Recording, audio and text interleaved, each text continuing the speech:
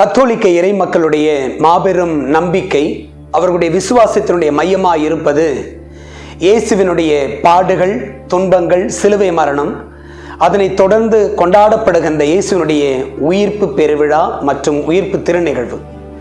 இயேசுவை சிலுவையில் அறைந்து இறந்த பிறகு அவருடைய உடலை மெல்லிய துணியால் சுற்றி கல்லறையில் வைத்தார்கள் என்று திருவிவிலியம் சொல்லுகிறது, நற்செய்தியாளர்கள் சொல்லுகிறார்கள், திருச்சபை கற்பிக்கின்றது.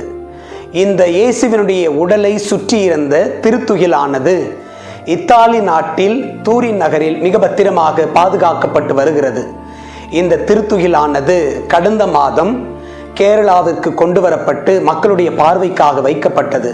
லட்சக்கணக்கான மக்கள் இந்த திருத்துகிலை கண்டு சிறப்பு வணக்கம் செலுத்தி ஆசிரை பெற்றுக்கொண்டார்கள். கடந்த மாதம் ஊட்டி மறைமாவட்டத்தினுடைய குன்னூர் புனித அந்தோனியார் ஆலயத்திலும் ஊட்டி மறைமாவட்டத்தினுடைய பேராலயத்திலும் மக்களுடைய சிறப்பு வணக்கத்திற்காகவும் பார்வைக்காகவும் வைக்கப்பட்டது. அங்கும் ஏராளமான மக்கள் சென்று தரிசித்து சிறப்பு வணக்கம் செலுத்தி கடவுளுடைய ஆசீர்வாதத்தை பெற்றுக்கொண்டார்கள். இப்பொழுது அந்த திருத்துகிலானது சென்னை பள்ளிக்கரணை அற்புத குழந்தை இயேசு அருள் தலத்திற்கு நாம் கொண்டு வருகிறோம்.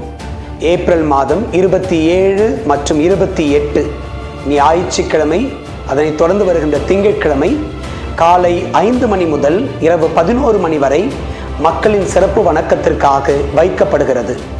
நீங்களும் இந்த காணக்கிடக்காத காட்சியை கண்டு இறை அருளை பெற்றுக்கொள்ள உங்களை அன்போடு அழைக்கின்றேன்.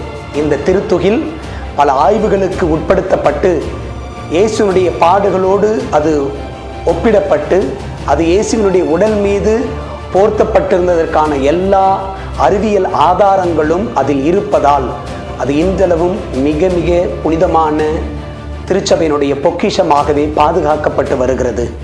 இயேசுவினுடைய உடலில் இருந்த காயங்கள், அவருடைய தழும்புகள், அவருடைய ஆணிகளால் ஏற்பட்ட காயங்கள் என முழு உடலும் இந்த திருத்துகிலில் பதிந்திருப்பதுதான் நம்முடைய மிகப்பெரிய ஆசீர்வாதம். வாருங்கள், ஆசீர் பெற்றுக் கொள்ளுங்கள்.